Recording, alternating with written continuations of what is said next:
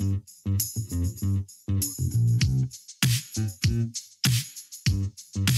cool. Welcome to Hold My Popcorn. I'm Max Healy, stuck at home in Nashville and stuck at home in Boston. We have Tim again. How you feeling, Timmy boy? A little melancholy, Max. Not because of the quarantine or the deadly pandemic that's out there, but because this is the last movie of the Lethal Weapon month. It's the greatest month of my life, like I've said before, and it's coming to an end. And it's really sad. It's really sad. I'm going to cry by the end of this. Cities are shutting down. People are dying. Tim's like, and then I watched the last Lethal Weapon, and there isn't any other ones after this. What about me? Honestly, all these Star Wars freaks keep getting movies made for them. What about the Lethal Weapon freaks?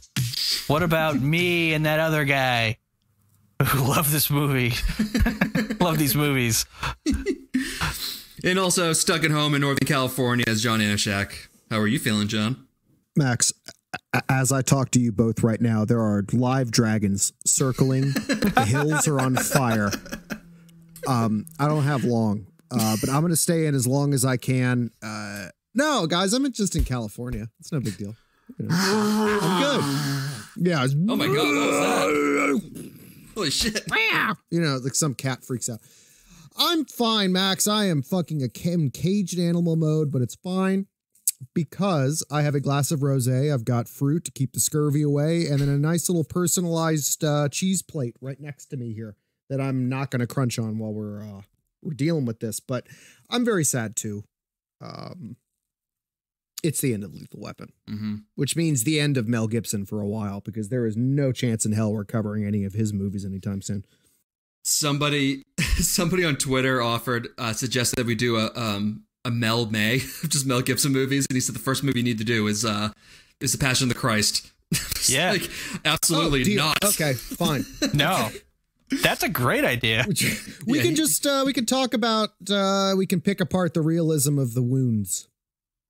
Yeah, we can just dissect Jesus just getting crucified over and over again for an entire month. I have some strong opinions about the crucifixion. So I'm sure that won't get us in trouble. Provided, so we're just going to do this and we're not going to blame anybody. We're just going to focus exclusively on that, like, people killed a guy. We're going to just focus exclusively on the torture of Jesus. Nothing else. Nothing but the message. Yeah. Not who did it. It's just him getting tortured. Man, that looks painful. I'm going to be racist. I'm just saying, like, I can handle the Christians on one end. That's fine. I've been dealing with that my whole life. But we cannot fight a two-front war. By the way, it's a podcast. It's you are all alone. That's who had responded, and then he had responded back saying, like, he died for your sins or something like that. And I'm like, yes, and our professional careers will die if we do that movie. Oh my God! Shout out to him, by the way. I looked up the podcast. It sounds super fucking interesting. I haven't downloaded one yet. I'm going to tomorrow. There we go. Actually, tonight I'm going to dive into it. I'm super hyped to check it out. Yeah, free plug. Boom, boom. But as far as how I'm doing, John, I'm fine. I'm fine. I'm fine. I've been in self-quarantine for 4 weeks now. It has rained maybe every day but 2. Today was actually like the first nice day, and like the allergies were at like a 10. That now I have like a bumping headache. So like I can't leave the house and I can't go outside. Jesus Christ. It sucks. Lose my fucking mind. I want to cry for you, but the only thing that happens is I laugh. I cannot imagine the amount of knuckle babies Max is no, dude. Laid out in those 4 weeks. No, wasted. Yeah. Wasted. All those the knuckle condoms wasted. Are gone. Yeah. All the plastic gloves are gone. The Jimmy hats. Well, if this wasn't all bad enough news, as we already mentioned, Sally, we're wrapping up Lethal Weapons month, which means Tim no longer has any reason to live. So, genuinely. So we did Lethal Weapon 4 from 1998, starring Mel Gibson, Danny Glover, Rene Russo, Joe Pesci, Chris Rock, and Jet Li. Oh my God, Jet Li was so good in this. He was sinister. He was extremely sinister. Yeah. In Hong Kong, technically he has a mullet. Yeah. Oh yeah. Yeah, the only guy who has a mullet in this movie. Mullet rat tail. It's the longest. That's hard to pull off, man. That was something else. It's Book of World Records kind of shit. Yeah. Usually in the kung fu movies, it's on the other side. It's like on their chin, and it goes all the way down. But this one, like Kill Bill. But this one, no.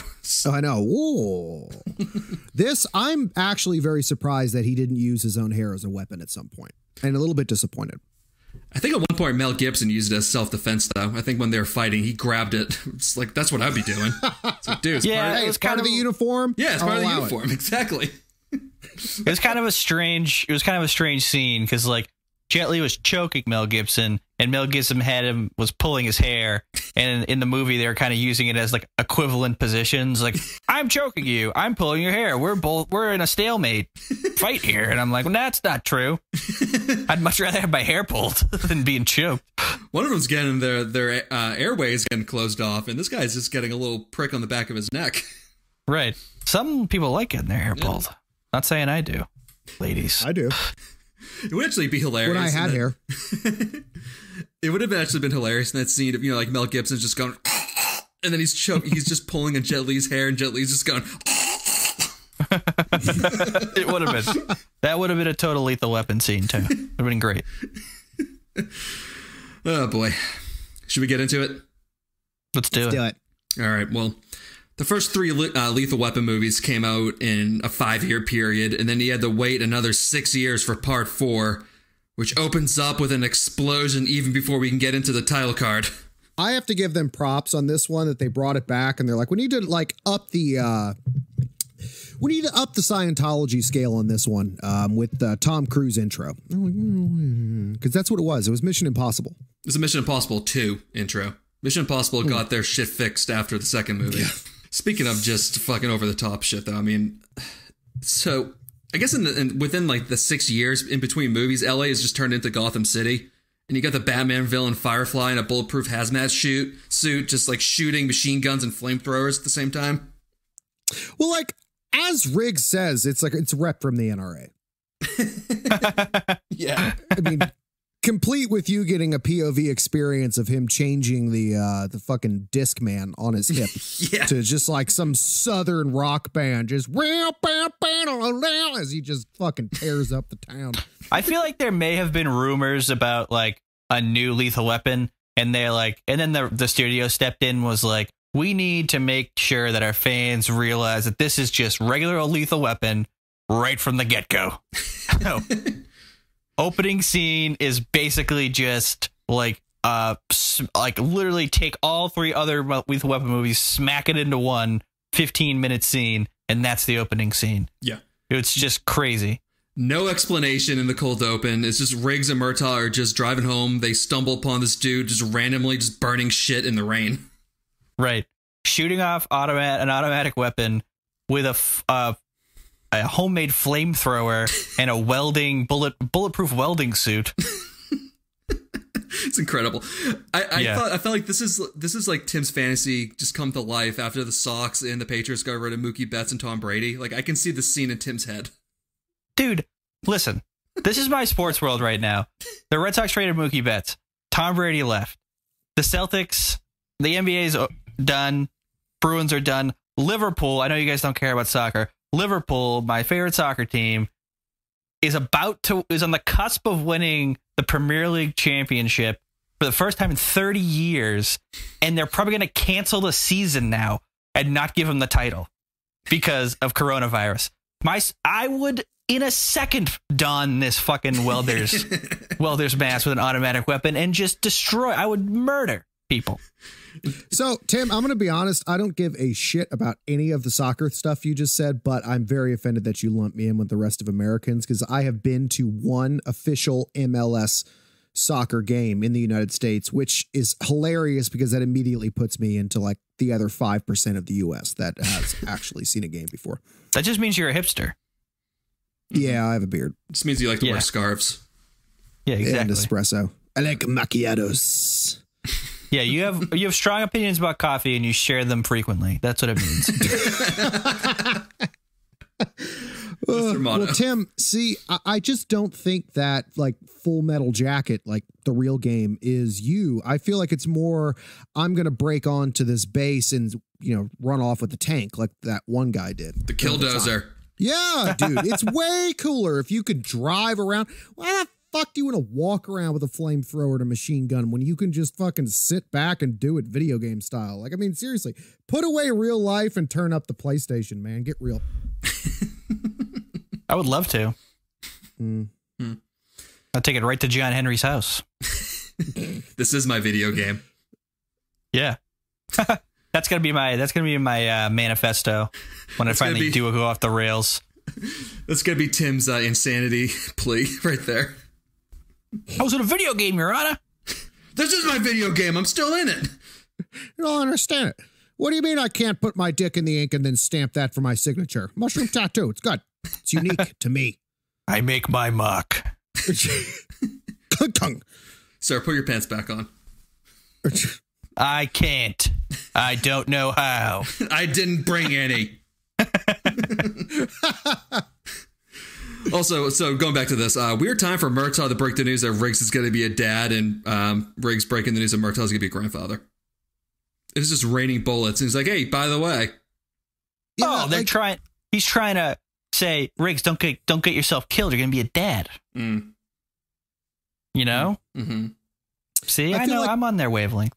I feel like they both have definitely aged a little bit immediately, because at the beginning of the last film, they were staring at a bomb.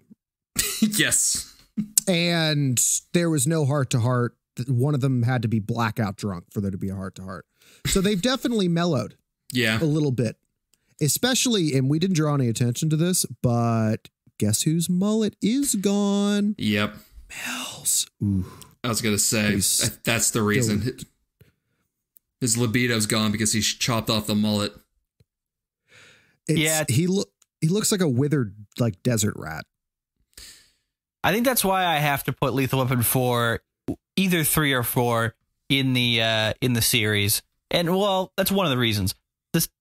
The first reason is because there's no tits. So that kind of like excludes Lethal Weapon 3 and 4 from the conversation about best movie, right? And then I think it has to be 3 is the third, and then 4 is the fourth. Although it's hard for me to say that because 4, no tits, and also no mullet. I mean, it's difficult to have a Lethal Weapon without tits and a mullet. I mean, I feel like you're losing 50% of its chutzpah. Tim, I really appreciate you coming out on a limb for this, because it's almost as if you're, talking about your children, as you've referred to these movies as before. You're picking favorites, and that's painful. So I'm woke enough to respect that. Well, I mean, so I'm an honest parent. I'm going to tell the shithead. When I'm a parent, I'm going to tell one of my shithead kids that he's a shithead, and that I don't like him as much as the other ones, and that's going to get what that's going to do. It's not going to fuck him up for life. A lot of people would say, yeah, it's going to fuck him up for life. He's going to turn to drugs, to drown his sorrows. Not true. It's going to give him balls. Now, will they be like razor cone balls? Of course. You would accept that, though? If that came out, I was like, Dad, I just replaced my balls with razor cones. Yeah, I'd accept that as long as he paid for them himself. Oh, okay, fair enough. Because no handouts, you know what I mean?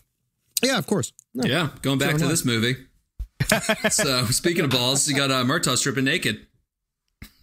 Hilarious.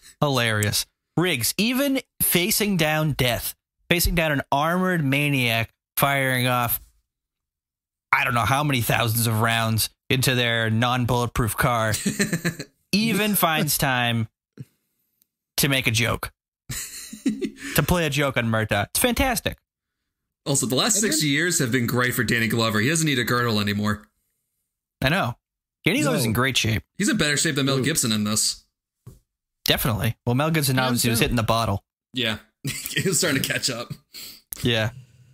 I really loved the cherry on top of the cake, though, where it's like, not only did he get him to strip his clothes off, but to basically do the chicken dance, because for some reason that was going to draw the shooter's attention away just a little bit more. Just a little bit. And of course it did. It worked. Yep. Yeah, Riggs shoots at Flamo's tank, which explodes like a hydrogen bomb, blowing up half the street. Or just another Wednesday night for Riggs and Murtaugh. That's the third time that's happened to them that week. Tim, Max, I have a philosophical question for you. Do you think that Riggs and Murtaugh find trouble or trouble finds them? Ooh. They find trouble. I think trouble finds Murtaugh, Correct. but Riggs looks for it. Yeah. Double-edged sword. Mm-hmm. Wow. Got to make things complicated. Yep. Just blew your mind, guys. I did. Mm-hmm. After this, Stinks, asshole. been doing a lot of thinking here. I watched this movie for 9 hours today. Got nothing better to do. I've been studying fucking Plato and Aristotle all fucking night. Max has got a D Phil. I mean, I did the other day look up what was Rome like during the Dark Ages, because I'm like, the Parthenon and, not the Parthenon, but like the Colosseum was still there, but they couldn't read. What was up with that? Let me Google it. That's where I'm at. Max is just going down Wikipedia rabbit holes. I am. Well, you're going to make sure that history doesn't repeat itself, because you're going to be one of the only people in Tennessee that understands the historical record. Well, that's the thing, John. So a reason for the Dark Ages is because people got isolated and they couldn't spread the word as far as reading goes and language, because Rome fell. And we're kind of there now. Let's go back into the movie before I just go down this fucking rabbit hole. Max just sucks us in. We're like, tell us more. And then, I haven't slept in weeks. Put the camera on. I just look like a fucking skeleton with huge bags under my eyes. Just chain smoking. Got webs around maps. Max has just got equations all over the place on his walls, and then he just points at one. Look at this. Look at this. This is proof. And we're all just like, yeah. Yeah, it's proof. Someone's got great, Max. Yeah. Okay. Someone get the tranquilizer gun. That's a music note. So when the world ends and we're all just taken over by roving gangs of motorcycle outlaws, I've started simulating track marks on my dick and in between all of my toes, so they think that I'm one of them. That works. Back in my hobo times, got me through a lot of scrapes. All right, well, fast forward 9-ish months later to Leo catching one of the sharks from Deep Blue Sea. I know, it's great. Just imagine the introduction of Deep Blue Sea with the college kids just going like, yeah, we're having a party, man. And then just seeing Leo, Riggs, and Murtaugh just shooting the shark that just somehow explodes. And then shooting the radio that explodes. Yeah. Start firing at the water, which also starts to explode. AFT. Made the fucking bilge pump. Blow it at your fucking ass. I loved it. That's all happening next to like that sensual college fuck party. Yep. It's like, what is that? Is that a seagull? They fuck you in the airport. They fuck you in the... Why didn't you just say so, Roger? I love how everyone gets around water. They always get everyone to get fucking nautical. That's why I love Leo so much. Left. Yeah. But why is that? Why do we have to say that left and right are something different? I have no idea. It doesn't make any sense to me. Bullshit. Like, I don't know why nautical miles longer than a regular mile. Is that because like the curve of the earth or something? No. What Or curve, knots, Tim? for that matter. Yeah, it's a good What point, curve? Max. By the way, this is the reason why Leo doesn't have a gun, because he's about to shoot the shark on the deck. Yeah. Yeah. It was a nice Hilarious. looking gun, though. Yep. Yeah. That was like a hoping drug dealer gun. I hoped he got deputized, because I was watching the trailer to this and I got super hyped. Like, does Leo get a gun? Yeah, they took the gun away from him immediately. He got a badge, though. He definitely stole that badge at the end of the movie. He did that. He did that. Yep. But it was for a picture. Yep. It was just play acting. Okay, whatever. Ugh. Max, whatever. Ugh. Whatever. No. Yeah, audience, that's how bad it is. It's not good. No. It's like, stop, Joe Pesci. You won an Oscar a couple of years ago. What are you doing? Joe. I loved it. Tim's just like, yeah. I loved every second of it. Well, anyway, yeah. Jacked it like 3 times since we've been talking. Fuck. Yeah, so Leo's gun gets thrown in the water when a huge Chinese cargo ghost ship appears out of nowhere. And just gunshots start flying out of nowhere. And they're going to ram the boat. It's fantastic. Where the fuck did this ship come from? Yeah, you don't if you're out in the water, you don't miss a boat that big. I mean, like you can see a boat that big from like 3 miles away. Yeah, you would hear it before you saw it. I mean, is this like the same ship from the Philadelphia experiment? Like, it just fucking appeared out of nowhere. Just pop, plunk, bam, there we go. It's a ninja ship. It's a Jet Li ship. They didn't know it was coming. Ship. Yeah. You know, because they're Chinese. I don't know. It's all right. Mel Gibson and Danny Glover will give you enough racist Chinese jokes coming up here soon. So I loved every second of it. God. It was bad. Yeah, so Riggs with his magical grenade bullets fires back at the boat in self-defense, which then explodes, and then Murtaugh's boat gets second-degree explosions and sinks. Yeah, and he doesn't seem that beat up about it. If I lost a boat, dude, I would be pissed. Yeah. I think Murtaugh's just like used to losing all his possessions every 5 years. I'm surprised it lasted this long. Yeah, well, fucking spoiler alert, but his fucking house burns down later. I mean, it's everything that he owns. That's not a spoiler. That's just part of the movie. Well, yeah, but like knows. the whole every car thing that he drives explodes. Like everything that he owns. I'm surprised that bike later on didn't fucking blow up. Oh, I know. Oh God. Yeah. Anyway, I was also really hoping that Riggs was going to throw the shark at somebody. They kind of wasted the shark. I thought the shark was going to come back and get somebody at the end of the movie. Just out of nowhere. Yeah, out of nowhere. Like 2 hours later, all of a sudden, here's the shark. It's back. Like that's it's in the back seat. Jesus, Leo, I thought you dumped that thing. There was some comedian who did jokes about that. He was like, what if shark attacks weren't just in water and like, you know, you're just like in the shower and it's just like a shark shows up. It's like shark attack time. What's up? I think I've seen a video like that. It's like they took it from the scene of Psycho. It's like they redid that. The shark's just wearing a wig and it just starts stabbing the guy in the shower. Yeah, so I was really hoping for the shark to come back, but even like when everyone was in the water and then they're like, oh my God, like, well, you got fucking Joe's. Oh my God, okay, all right, whatever, it's just a shark in the water. This thing, like compared to the Deep Blue Sea or Jaws for that matter, is barely moving through the water. It looks just like a limp worm on a hook. That shark would be dead. It was out of the water for like 10 minutes. Yes, it was. That shark would just be floating belly up. They wouldn't have to worry about that shark. Riggs is pouring beer on it to keep it alive. Anyway, so Riggs scares all the bad guys away, and then he finds a gaggle of Chinamen under the floorboards. Not after he does like a fucking like a ricochet shoot into someone's butt. That's fantastic. With his new Riggs has a new laser pointer gun in this. It's fantastic, folks. Only shows up like 4 times. I like how the laser is like the projection of the bullet, like it just bounces all over the place. Yeah, I know. Like, I don't think that's how it works. Well, so he's Riggs plays gunfighting like a paintball game in this, basically. Also, not a major plot point, but the landlord from The Big Lebowski gets his car rammed into a train via Jet Li, and then it also explodes. Yeah. So when you get suicided by train, that's actually pretty impressive. At first, like, this is fucking ridiculous. And then I thought about it. I was like, nah, I've seen people that deserve far worse on the road. It could definitely happen.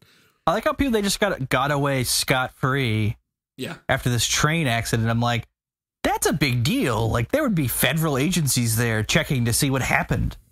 Like, also the guy driving the train saw it. Yeah, exactly. He wouldn't just be like, well, I guess that was an accident. I did see that car ram that other car into the tracks, but not my problem. I think that there's like 6 separate explosions in the first 15 minutes of this movie. I know, it's great. Yeah, it's everything you need from Lethal Weapon. Yeah.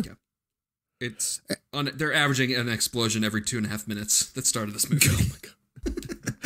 You got to make up for the lack of mullet, because that was shocking to me. Even though I had seen the picture, I really didn't believe it until the movie started. I was like, wow, he doesn't have a mullet. But kaploosh, kaploosh, kaploosh. Yeah, explosion every 2 minutes. Trees are exploding. There's a car that explodes or something later that doesn't even get shot at. It just explodes. Like, it just happens. Like, yeah, it just happens because. So, spontaneous combustion everywhere. So Tim is right. I mean, it makes you feel at home. And I think they really were. And also to your point as well, they were really just trying to let you know you were home. This is a safe place. This is going to be what you've loved and remembered, except for the other half of our audience that really needs tits in their movies. Then fuck off. I mean, I kind of do. Like these movies are fantastic, but if you threw a pair of Pam Anderson tits in there, like real faked up, dude, that would have made this Lethal Weapon. That would have just made this Lethal Weapon. You know what I mean? It doesn't even have to be in context. It's just like in the middle of two scenes, just toss in Pam Anderson boobs, and then, like it could be like 10 seconds, and then cut back over the movie and get back on with it. You know? Yeah, just make it irrelevant, like the first movie. Like they're in a strip club for no reason. Yeah, just do that. It's like, oh, there's tits everywhere. Look at all of them. We don't have to be in here. I mean, they could have crashed that car into a strip club instead.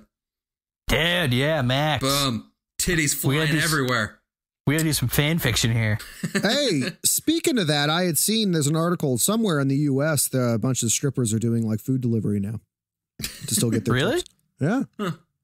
Probably in Nevada. I mean, it's a great idea. It looked fantastic. I'd imagine being a stripper is like a high COVID-19 contagion rate, you know? But, you know, if you're just dropping it off. Yeah, it's a good point. No, I mean, like being a regular stripper, doing the regular duties. There's some risk inherent there. I feel like there'd be a lot less, no private shows. Yeah. Back at the port, Murtaugh's talking to himself, as one does when you're Roger Murtaugh, when he stumbles upon another Chinese family hiding under a lifeboat. Goddamn illegals trying to enter this country. Build a wall. Get a wall, get rid of that China virus. Yeah, then you get the slow segment of any Lethal Weapon movie with Riggs and Lorna Cole just shooting this shit for 5 minutes, eventually learning. Jesus Christ, I don't know what the fuck I wrote here. Anyway, I can hop in here. Yeah, they learn that Detective Butters is actually Rianne's baby daddy. Yeah, and that Murtaugh doesn't know because Murtaugh doesn't want Rianne dating any cops. And they got secretly married. Right, they're secretly married. And now Riggs, it's too juicy of a secret to keep from Murtaugh, but he has to do it. Because that's what good friends do. They keep secrets like that. Right, exactly. About their family members. Right. And Max, I got a secret to tell you. So then Riggs and Cole find a dozen Chinese refugees in Murtaugh's kitchen. And they find it by saying that something smells good. Which it probably would. It would smell fantastic. Let's be honest. Murtaugh, this is not an altruistic thing. He's planning on, he's like, I got a business idea, retirement. I'm going to start my own Chinese restaurant. These people are going to be my slaves. Yep. Yep. He's really gung-ho about the slave thing. They say slave once, and it's like he just perks up. He's like, what'd you say? There's always like a sort of like a civil rights bent to every, like, to Murtaugh and all the movies, basically. I love it. I think it's weird. A great addition. It's weird because then he's also extremely homophobic at the same time. Yeah. Anyway. I'm not touching any of these subjects with a 10-foot pole. Let's move on. So, the captain then tells Riggs and Murtaugh that the city ran out of insurance money to cover their daily shootouts and explosions. So instead of firing them or forcing them into non-early retirement, they instead get double promoted to captains. So now they're on the same chain of command as the boss that they've had throughout the entire movie. Right. I love how Captain Murphy's like, but they can't fire you either. And doesn't explain why. Like, why can't they fire him? I'm sure you could fire him. I'm sure in the last movie, Murtaugh only needed 5 years to get his full pension, and it's been 6 years, so I think they can force him to retire. I do love as he throws the badges over. He's like, this is the worst day of my life. I don't know why I recommended this. I love Murph. He's the greatest character. I have to agree with you. I think that he really is the underdog, like best character through the entire series, hands down. He started this entire theme in like other movies like this, where like you have the captain who like hates the main characters but secretly loves them. Yep. And is clearly just shit-faced half the time. You know. Captain Murphy? Yeah, Captain Murphy has... Dude. He has... If you were to like look under his desk, there would just be like a fucking Great Pyramid of Doors bottles. Just half a pint of Jameson in his coffee every morning. Don't this drink is what that. I do with my day. Yeah, don't drink that. Actually, you know what? Drink it. I don't give a fuck. Yeah. I'm drunk. They say that drinking Jameson is good because they can't smell it. You smell like Jameson. You absolutely reek. You absolutely reek of Jameson.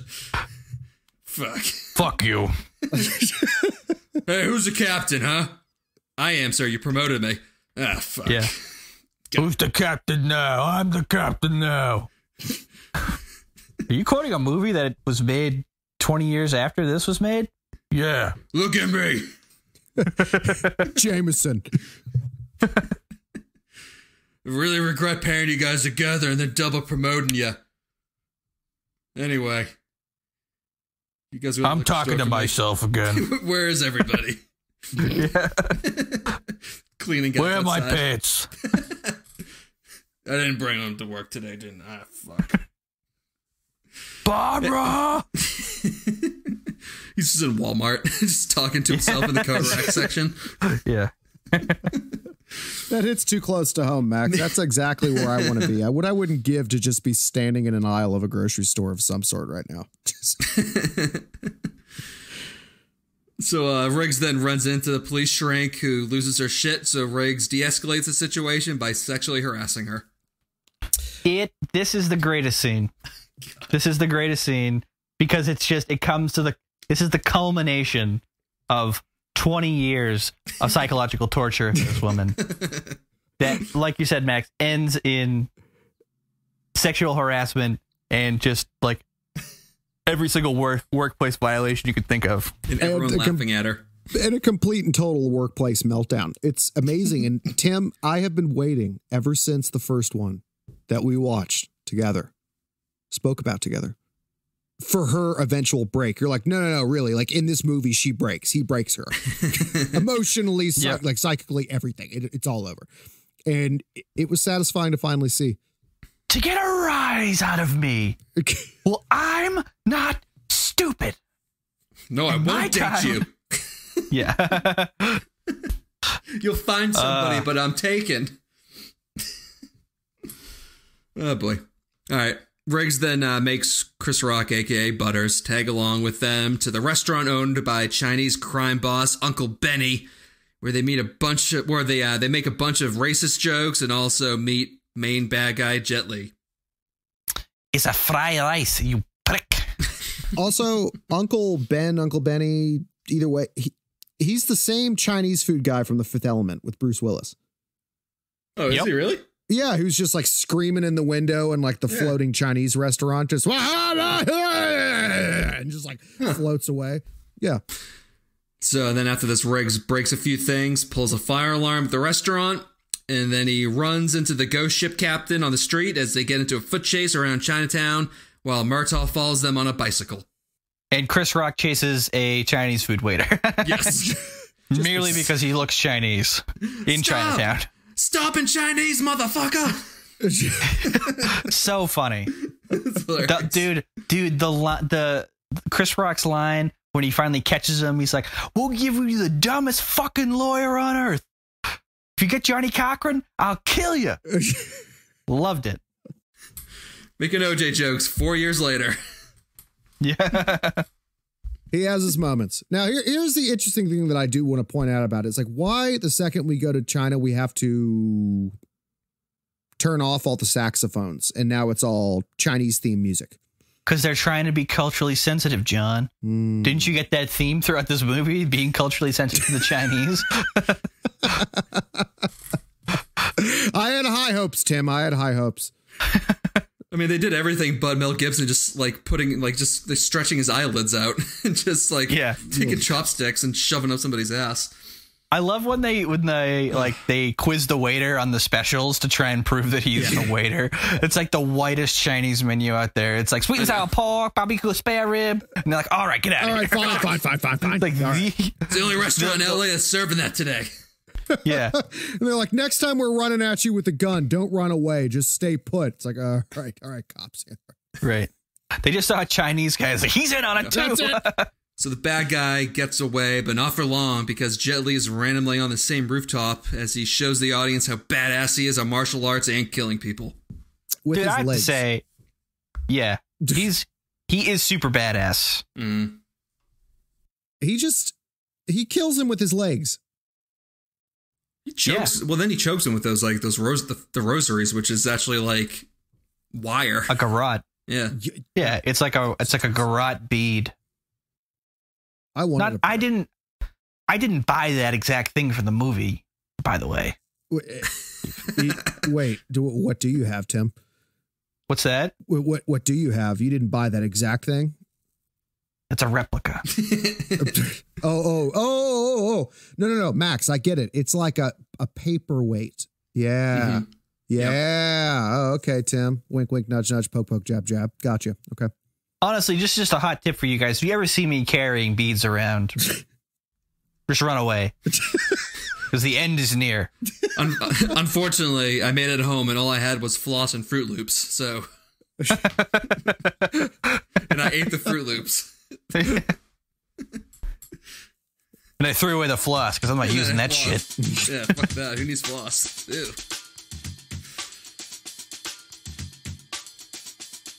This episode of Hold My Popcorn is brought to you by Fruit of the Bean, the coffee company that's roasted beans are always fresh. Right now, if you go to fruitofthebean.com and use a promo code popcorn at checkout, you will receive 25% off your first order. They ain't playing. 25% off is a lot. There's several freshly roasted coffee beans to pick from, including the Kenyan coffee.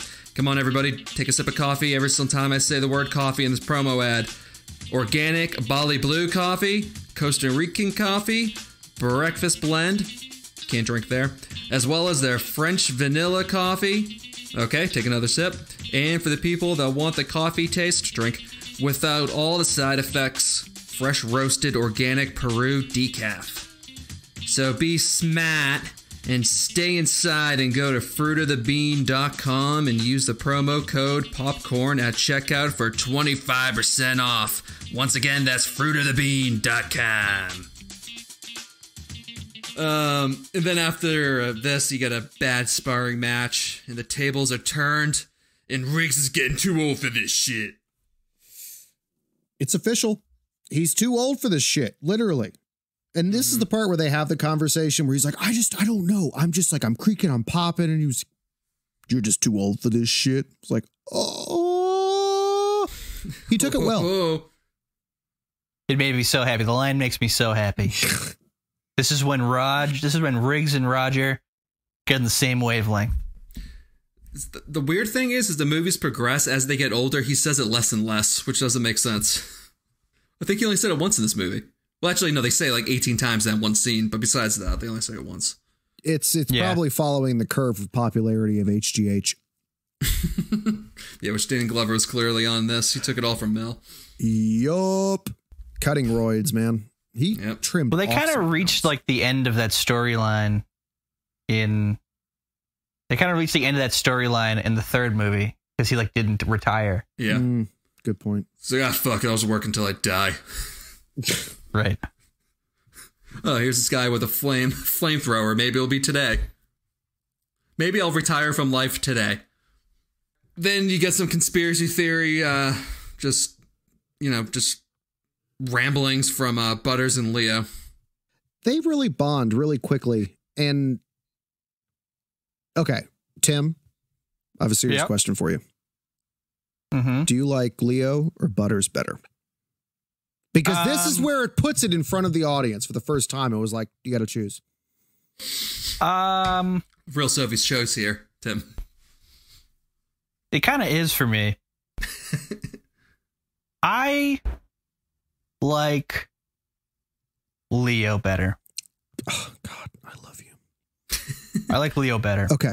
I do. Good. Not to say I don't like Butters, but I like Leo better. Okay. I'm definitely a Leo guy. Yeah. I'm on Team Leo. Butters probably more useful. Just better chemistry with Leo. Definitely. Yeah. They fuck you with the cell phones. Yeah, that's right. Yeah. Telephone tough guy. But that whole thing where Chris Rock's like, and he made a call to Afghanistan. Afghanistan. I don't even know where Afghanistan is. I don't know nobody in Afghanistan. And if I did, I wouldn't talk to his Afghan ass for 5 fucking hours. Fantastic. Just cut that out of this movie and put it in a Chris Rock special, and I'd laugh. I'm sure it was a Chris. It felt like it was a Chris Rock special at one point from like the 90s that he just threw in. Right. I mean, it was really annoying at first, but like they dragged it on for so long that it started to become funny that I just started laughing. I loved it. Just and Riggs and Murtaugh are just like, oh my god, shut the fuck up. That pulled it back down for me. But it kind of beat me down towards the end too, where I was cracking up at Chris too every second. I feel like they could have given him more screen time though, altogether. I agree. Yep. They need to do a spin-off with Leo and Butters. Oh my god. Butters and Getz. Let's start writing this. There we go. A 40 or like a 50-year-old Chris Rock and an 80-year-old Joe Pesci. Let's do this. Let's do it. I think we might have missed our window. I mean, Jackie Chan can be the villain. He's still going strong. Let's do it. All right. Well, then Murtaugh walks into his house with his wife, daughter, and Lorna Cole just standing in the living room like a 5-year-old's playing with their doll set. When one of the bad guy thugs pulls a gun on Murtaugh, and Jet Li walks down the stairs clapping because this is an action movie, and that's what bad guys do when they have the upper hand. That whole clapping thing kind of wasn't in Jet Li's character. I feel like he was like his character. He would have walked down and like immediately tried to kill him. The whole like kind of cocky, I beat you thing. That wasn't. I didn't love that part. You're right though. He really is. He's efficient. It's about the business, and that's it. Right. Almost like a robotic, you know. And even if, he were to take interest in you, you're not a challenge for him anyway. So why should he take interest in you? Because he can clearly kill anybody with his legs. Yeah, you're like a mosquito. It's strange because he shows zero hesitation when he kills his peers, but then when it's like an enemy, he's just like he takes a sweet ass time. He plays around with him. Maybe he's just a psychopath. Maybe he's just a cat. It's a cat man. He's a cat It's man. a cat man. I was born in the year of the cut. Oh my God. That handy state-of-the-art laser pointer gun comes in handy here as Riggs sweeps in, and now they're in an American-Chinese-Mexican standoff. Then one of the bad guys pulls out a knife on Cole. They put it to her belly. Oh shit! Oh shit! Oh shit! Yeah, we got knives on people. We got guns on people. Those guns and knives change hands like 3 times. Everyone's at threat at one point in the scene for a little bit. Yeah. And then you got the 9-month pregnant Lorna Cole just karate fighting all these kung fu bad guys. As Jet Li, Riggs, and Murtaugh get into an African-American, Chinese, Australian-American, Mexican standoff. An Oz-Mexanese standoff. The greatest of standoffs. By the way, I don't have an Australian accent in this movie anymore. It's gone. I'm full American now. Yeah, he chopped the mullet off and he lost the accent too. It still is amazing to me he's Australian. He just seems like an American hero, you know? He's from America. He's from the States. He moved to Australia. And then he moved back. Oh, really? So I guess the whole story with him is that he had an American accent in Australia and he got like teased constantly about it. So then he like really forced one and then he couldn't get rid of it when he moved back. Oh, that's funny. Yeah. Huh. Yep. I always thought that the bold anti-Semitism was a dead giveaway for American, but I don't know. There's plenty of fucking Nazis in Australia too. Oh yeah, they have their own problem. A lot of they had a skinhead issue there for a while. No, that makes sense. We're talking about Austria. We're talking about both, actually. Come to think of it. That is one place they do share a lot of similarity. Yes. In the Venn diagram of Austria and Australia, that is a big overlap area. Yeah, I mean, the only difference that I'm really looking at right now is that Sydney has rubber sidewalks because they like to drink. True story. Wow, that's amazing. Yeah, it's great. How many people are in Australia as a country? Isn't there only like 10 million people? Yeah, it's tiny. Yeah. It's fucking crazy. It's just like, I mean, all the interior is just here be dragons. Yep. Right. You can only eat around the crust of Australia. Yeah. So there's only places. Besides that, you got like 18-foot tall fucking spiders just like crawling around and shit. The whole continent is a video game. Lost. Everything is trying to kill you. Everything. Yep. Anyway, going back to the movie, Jet Li then ninja kicks the two boys as well as Cole and sets the house on fire with all the good people still in the house. Oh boy, how are they going to get out of this one? Ping. Ping, ping, ping, ping, Where ping. the fuck did Ping come from? Ping's a ninja. He's like a ship. Dude, like all of a sudden there was this little like 3-foot, like 2-foot child that just like came out of nowhere with like play scissors. Like what, where did the kid come from? Yeah. He was in the fridge. He got stuck in the fridge. Just hanging out in the fridge. No He was looking at it. They shut the fridge. He got stuck in there. He's like half squat from Indiana Jones. Yeah. Oh, yeah. Yeah. Probably, yeah. No, it's well, thank Shorty. God for that little Shorty. shit. That's who it is. Oh, Shorty. Yeah. Half Squad is Tropic Thunder. He just takes that the Vietnamese kid. He just goes, "I will call you Half Squad." I'm just conflating my racist Chinese, my racist Asian characters. Chinese, Vietnamese, whatever. They're all fucking Asian, right? That's right, Mr. President. All right.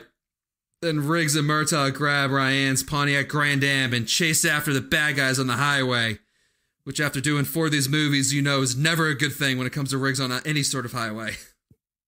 I had a Pontiac in high school. One of my cars in high school is a Pontiac. I can attest that thing would not have made it during that high speed chase. They would have broken down like 20 feet from the house. Thank you for telling us, because I was curious about like what Pontiac was trying to prove in buying this spot. Like, oh yeah, put our car up there. I think they were trying to sell themselves like a sports car. That was essentially just like a Ford Taurus with a different body kit. Yeah, you couldn't keep up with a fucking tractor trailer. No. Anyway, you got Riggs. He just jumps out of the car that's, going like 60 miles an hour into this mobile home and then breaks through this guy's window like Jason Voorhees. I loved there was a ton of very obvious stuntman stuntman stuff in this movie. The other movies, not at all. And then in this movie, there's a ton of obvious stuntman stuff. All the driving. It's like, why are you showing the shot? I can clearly see that's not the two guys that are in the car. Right. Yeah. Do you think this was all regulation or just they had a massive budget and they were like, fuck it, let's just throw in them. They had a huge budget for this one. This budget was like triple any of the other budgets. Whoa. Yeah, I think it was a massive budget, and I think Mel Gibson was in his twilight years. Oh, you mean getting too old for this shit? I think he was getting too old for that shit. Probably wasn't too old for it if he kept in shape, but all he did back then was just drink and make phone calls to his ex-wives. Yep. Huh. Also, I think at this point, like, it's funny that LA drivers are just so used to this shit by now that, like, they don't even pull over when the guy gets run over by a truck. Another dude's, like, surfing on a coffee table. And another dude's, like, shooting a gun and ramming the car. Everyone's just still driving in traffic. They're like, I got an open highway. I'm getting where I'm going. Typically, there's traffic out here. Just trying to squeeze into the left lane as this, like, other car's just, like, slamming from guardrail to guardrail. Yeah. I mean, I'm gonna be honest. In that situation, I'd probably keep going too. Like, I don't have time. I can't deal with it. What would you do, the Tim? guy did just fall out of a truck and got hit. That's fine. It's okay. It'll grow back. I'd keep going. Yeah. And then after this, the boys drive through an office building. Loved it. So fucking ridiculous. Keep going! Keep going! Just running over drafting tables. There's like millions of drafting tables in this office building, and they just destroyed all of them. And how lucky are they that this building was encased by by highways at the same height on both sides? Only in LA. The building was designed to be encased in highway loops. But I really do love how the whole reason that they were ever even promoted to begin with was so basically the police department could be insured.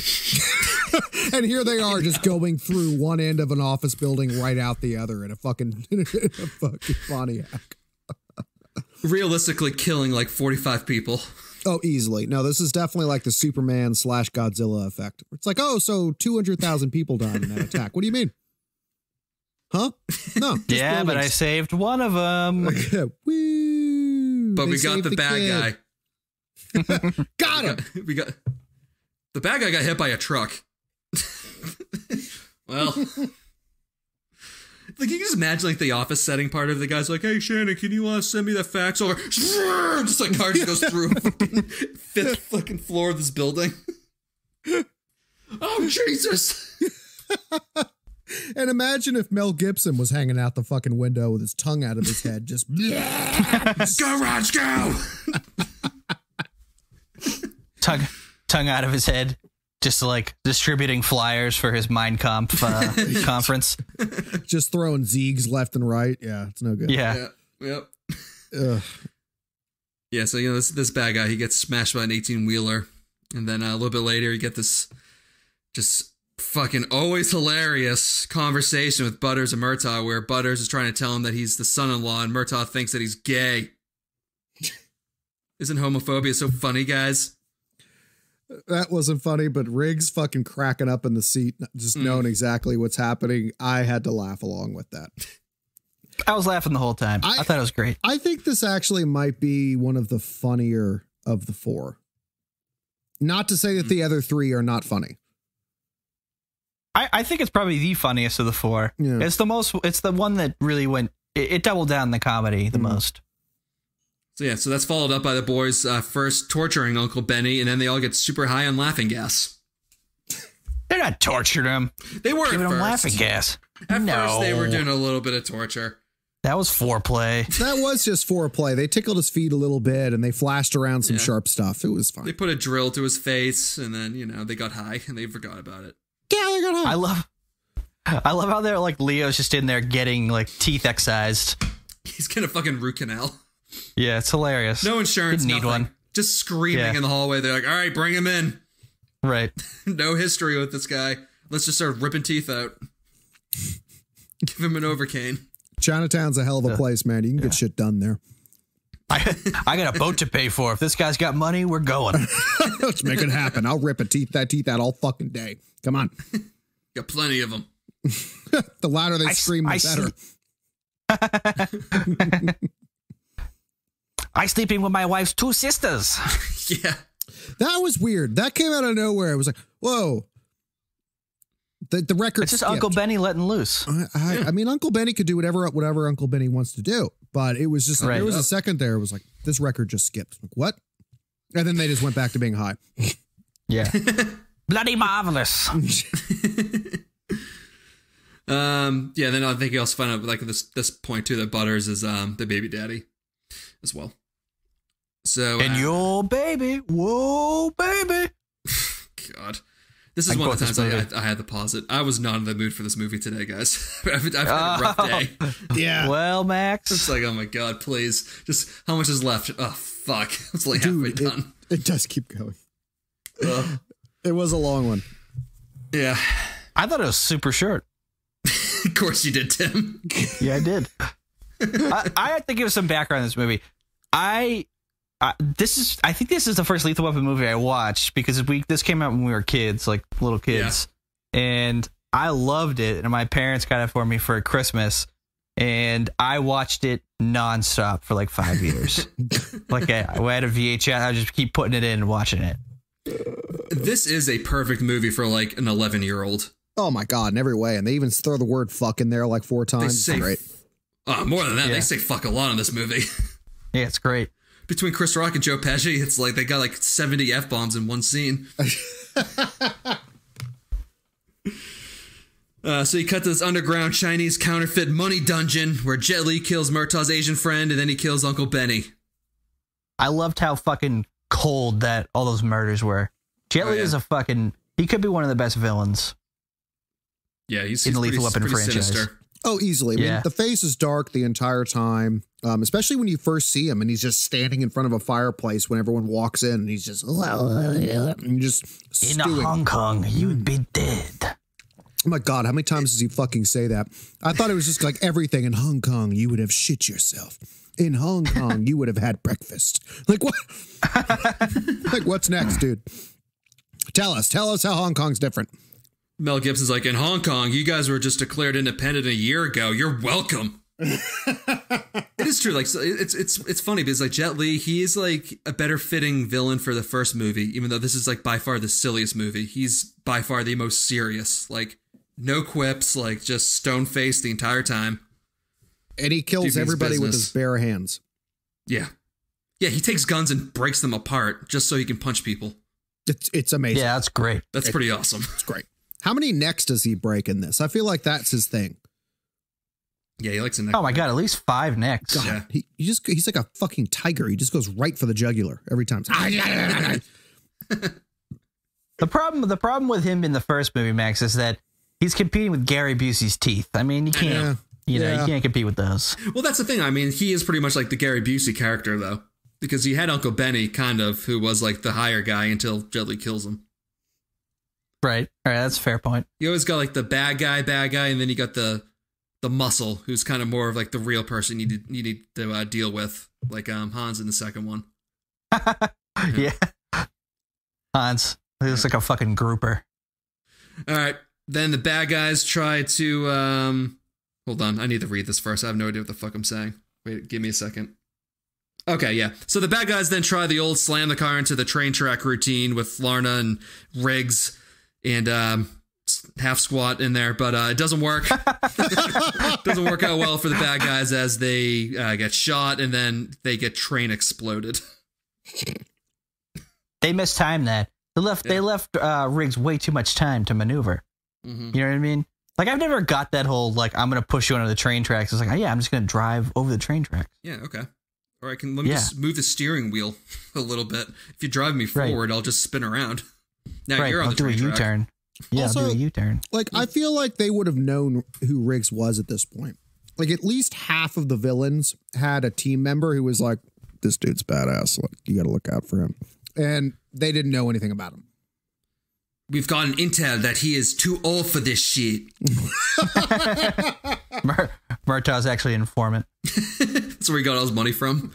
Riggs getting too old for this shit. Little do they know that HGH is on the way up in the United States. Well, you can give me $5,000 every time I say that. Either way, I like it. Anyway. After this, you get the firework grand finale at the shipyard with the good guys raining on the Triad's parade. Yeah, by the way, Jet Li's part of the Triad. They don't really explain that until the end. By showing this rogue general who came out of nowhere that the money's fake. So everybody shoots each other, leading to the 1998 Sega Genesis final boss level fight with Riggs and Murtaugh versus Jet Li. Oh my God. There's so many good parts of this. I fucked you. I fucked you. I fucked you. That whole thing was great with Riggs. And then the general just fucking Wild Westing, just starts shooting Triad's forefathers in the head. Yeah. Oh my God. And then the Riggs Murtaugh fight, that's an epic battle. Oh, and when Murtaugh just like spears him with a piece of sharpened rebar, dude. Yeah, good Lord. Yeah, like Riggs is about to get. Go ahead, John. No, I mean, I was just going to say, I thought they bottled it all up well. It wasn't just like this overblown, drawn out firefight. It was the general says, nah, and just starts capping motherfuckers. He gets shot. Everybody else dies. And then, yeah, they end up in the, the 2-on-1 fight, which is, and it all happens within the span of 3 minutes. It's great. Oh, I thought it got drawn out at the end there because they had the final fight. Yeah. They had the final fight. No. Like, Murtaugh falls down dead 4 times, and then he gets extra bonus points and comes back up, and then blip, blip, blip, blip. Blip, blip, blip, blip, blip. And then Riggs is getting choked to death, and just Murtaugh comes over and stabs him with a fucking steel beam. And then Jet Li falls into the water, and then he's getting shot to death with a machine gun that somehow works underwater. Even though he's impaled. And then Riggs gets crushed by a fucking concrete again underwater. It's just Jesus Christ, it's either fucking die or live already. That was a little intense. You needed all that. But Murtaugh had to save Riggs. Yeah. And he could hear him. He could feel him in his mind. He used the Force. He did use the Force. Which was a weird undertone throughout the whole movie that the Force exists now all of a sudden. It always existed between Riggs and Murtaugh. That's why they solved so many crimes. They just had to believe it. Yeah. The Force, that's Joe Pesci, Leo Getz is Yoda in this. Well, especially at the end when he's a fucking guardian angel or whatever the fuck. Right. Yeah, right. The force goes through you. Okay. Okay. Okay. That's why you failed. Okay. Whatever. This goes back to his little bog. Yeah, so what happens here? Murtaugh saves Riggs. There you go. Hand applaud there. Okay. Yeah, then Leo consoles Riggs at his wife's grave by talking about his childhood pet frog. Acts like an angel and gives Riggs a sign that his dead wife says you can marry somebody else. Even though you already knocked her up. And you're going to do it anyway? Yeah, she's in labor, literally this second. Yep. And you take Joe Pesci as a sign. Joe Pesci is a great sign. What a story about the frog. I mean, we find out Joe Pesci doesn't have any friends. Like, this all makes sense. The fact that Briggs didn't want to marry Lorna makes sense. He's still in mourning of his beloved wife. I don't know what you guys are getting on about. This is a fantastic ending scene. Yeah. He jumps from, I killed my pet frog, Joe, that is. I killed my pet frog, never had any friends. This is in elementary school, too. And then I met you guys. It's like... It's a big gap in between there, Joe. Yeah, a little bit. Like all the years. How old are you? Yeah. I'm 64. Couldn't have at least picked up when he started paying taxes. I don't know. Like what? Taxes? Who pays taxes? Come on, it's Leo Getz. Some people think that Ulysses is a great book. I think Ulysses is just a bunch of fucking words. How many pages in Ulysses? Like 2,000? Leo Getz tells a good story. He gets to the point. I have a frog. I didn't have any friends. Now we're friends. The end. Perfect. Yeah, and then Riggs and Lorna get married by a rabbi while the baby's crowning. So that's you got that guy. That rabbi came into the shot. I was like, oh no. But that's like exactly what it would Riggs' be. eyes just go. And I was like, oh. Somebody else. All right, fine. No comment. They waited so long that baby came out. It was like 18 pounds. They finally show it. Dude, that thing was a fucking football. Here's your monster baby. So then the movie ends with everyone taking a picture and saying that they're family. Which they are, and I'm part of that family. Tim's in the back. Yeah. Tim photoshopped himself in there. That should be the fucking picture for the actual episode on all the sites. It's just Tim in the back. Photoshop Tim's face into Lorna Coles, who's holding the baby in a fucking wheelchair. Yeah, please do that. Someone please do that. Oh, God. I thought we'd put you in Leo's spot. The fucking family thing, though. It's like, don't throw that Fast and Furious tagline on us. Like, that's something they've been saying for 4 movies. That's the first time they fucking said that. Yeah. Joe Pesci just leaves. He's like, we're not friends, we're... And then everyone just goes, family. Like, that's... First time you guys... It was a heartfelt moment. I'm not going to hear any 2 words about it. Dude, you don't want to go down this path with Tim, man. I tried talking to him about knuckle babies, and it just descended. It just deteriorated each time. Because I was very clear about knuckle babies, and I'm being very clear right now. They are family. The Riggses and the Murtaughs are fucking family. For the choices, they said, we're not friends, we're family. And then they have the song, Why Can't We Be Friends? What did they not have the money for We Are Family? That doesn't make sense. You know, there was a lot of stuff that happened in the 90s. We had some riots. There were some movies. It makes total sense. Why can't we be friends? Because we're family. That's why you can't be friends. No, she's goddamn mic drop. Fuck, it's over. All right, good night, everybody. Just fuming. Just breathing heavy. I'm not gonna scream. Cocksuckers. It's the last goddamn fucking podcast I do. I scream for Lethal Weapon. I promise, Abby, I wouldn't yell again. Dude, my poor neighbors, they have a small child too, and I know they hear me screaming at horrible hours. Yeah, I'm sure they hear me too, because I have to have my window open in my little like 8x10 room that I'm in. I'm fucking sweating right now. Yeah, me too. No, I put a hat on today just for the sweat line. I'm like, I can't keep wiping my face off. I made that mistake. I didn't put a hat on, and I've just been like pulling my hair back because it's just a fucking mess. Ugh. It's been a rough day for me. I feel you That's though. sad. I mean, I haven't showered today, and I feel bad. It's just all. I've showered twice today. I'm probably gonna shower again. Jesus. This is one of those. All right. Anything else, Timmy? Timmy, you want to talk about before we get into questions?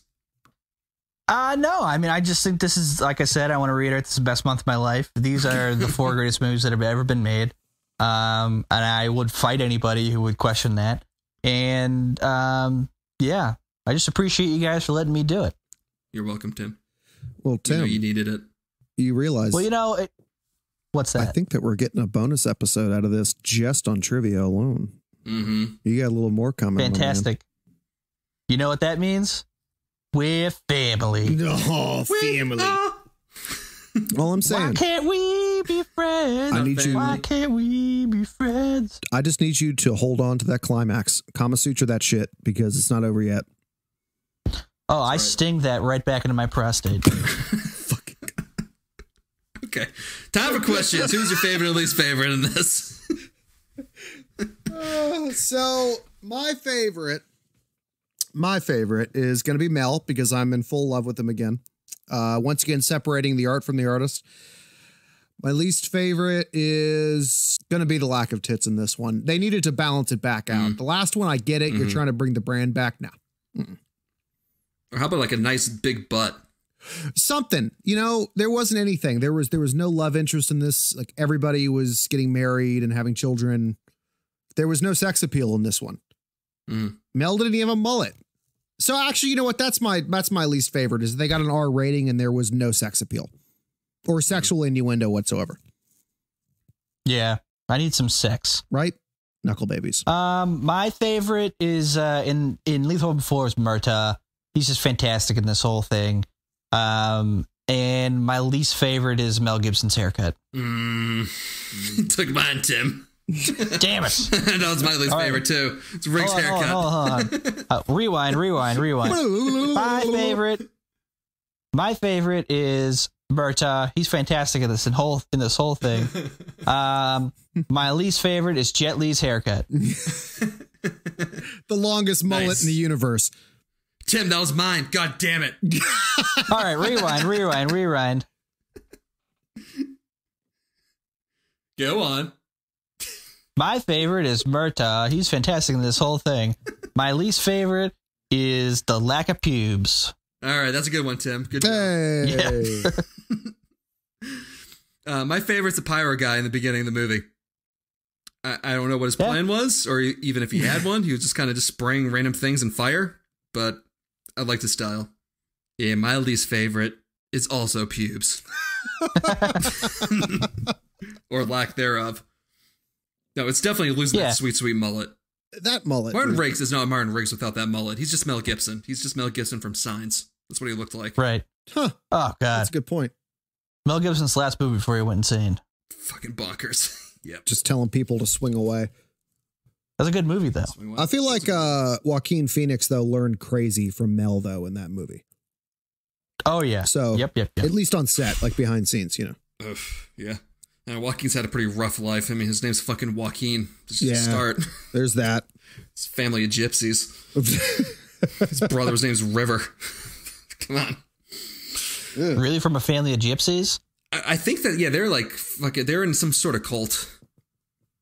Well, that's why it's like Joaquin, River, and then I think his sister's name's, who's married to Casey Affleck, is Rain. Jesus. Yeah, they're fucking weird. That's weird. Didn't Casey Affleck like rape 8 people? Yeah, I think on set of that movie that he did with Joaquin, because he directed it. Oh, really? Which is weird. Yeah, kind of weird for your brother-in-law to be sexually harassing people on the set of the movie that you're starring in. Not if you're a gypsy, I guess. Not if you're in Hollywood. Yep. All right. That was a Weinstein production. Yeah. And lastly, what's your Hold My Popcorn rating for Lethal Weapon 4? I can go first. Lethal Weapon 4 gets 100 out of 100 for me. I'm just going straight out here and giving a real rating. This movie is fantastic. No flaws. I give this one, I'm going to give it about, 6 missing bush hairs. Out of 3 potential shark attacks that could have happened throughout the rest of this movie that they didn't actually use. Yeah. Mm-hmm. It's a goddamn shame. They didn't use that shark. They could have. They really could have. They wasted that shark. That would have been great. The final scene when they're, just Riggs and Murtaugh are just like, they're having like their small talk as Jet Li's just getting angrier and angrier because Murtaugh killed his brother. And then they're like, secret weapon? Yup. And then just Riggs just pulls the shark out from under his shirt and just throws it at Jet Li.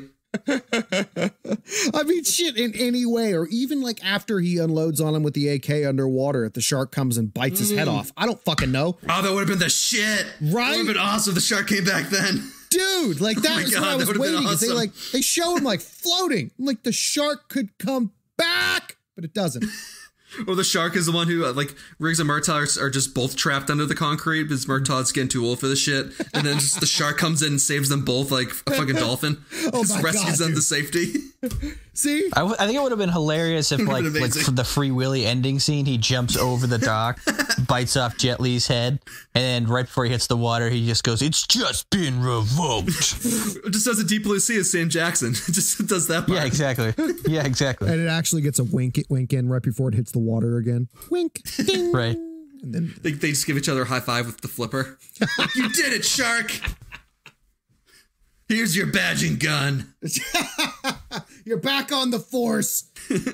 Shark Cop. Lethal Weapon 5, starring Shark Cop. Thank God Sergeant Mako was here. It's evil corporations contaminating the water supply. This looks like this is a job for Shark Cop. Shark Cop. It's the dorsal fin flies in. Goes back out. Yeah. I have this feeling that we are going to be talking about Shark Cop again one day. We need more Shark Cop. I've had it up to here with you, Sergeant Mako. You're an embarrassment to the The force. bear's on my ass. Yeah. You blew up that oyster farm the other day. I'm getting it up the ass from the chief. This porpoise is shoving it right in my ass. Oh, God. All right. Is it my rating? Is it my turn for the rating? I think you did it. You did the rating. Oh no, you haven't done the rating yet. Sorry. We're all in the same boat. It's fine. Shark Cop. All right, moving on. Shark Cop. That's my rating. Shark Cop. That's my new rating.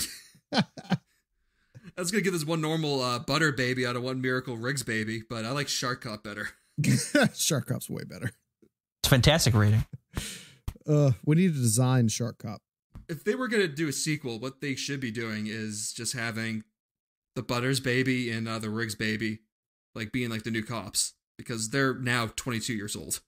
Ooh, That'd be fantastic. oh my God. What an idea, Max. We got all sorts of fan fiction coming out. Yeah, We need a real novel ones series. and Shark Cop ones. We need Pulp Fiction novels. That's what we need. But they're like fighting ghosts and shit too. Oh my God, a supernatural lethal weapon? Yes. Dude, right? Like imagine if what was that Will Smith movie where they have like orcs and fairies and shit? Bright. Ugh. Bright, yeah. Yeah, so I actually enjoyed it, but imagine that but Lethal Weapon. But just a little bit of it, like Game of Thrones amount of mystical shit. Imagine Lord of the Rings, but with Lethal Weapon. Ooh. Riggs and Murtaugh get thrown in some time machine. They go to the fucking center of the earth. I was just hoping that the evil white wizard would be from South Africa, but Riggs is Aragorn. Danny Glover is Legolas. The whitest. We all know who character, Gimli is. The whitest character in Lord of the Rings is Danny Glover, and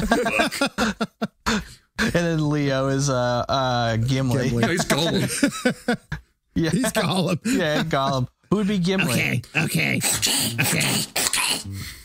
Whoa, whoa, Ooh, that was close. That was too close for home. All right. Anything else you guys want to cover before we wrap up? No, just I want to tell the audience to keep their eye out on my Lord of the Rings Lethal Weapon crossover. Good. They'll keep you going, Tim. Yeah. Because that concludes our Lethal Weapon month. And regardless, I'll be calling the Suicide Prevention Hotline right away for Tim. Thank you. Yep. You're welcome. It won't work. They know me too well. I'll be the witness.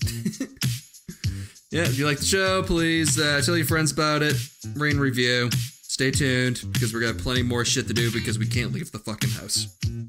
Yeah, and also wash your fucking hands. Wash your hands and stay inside.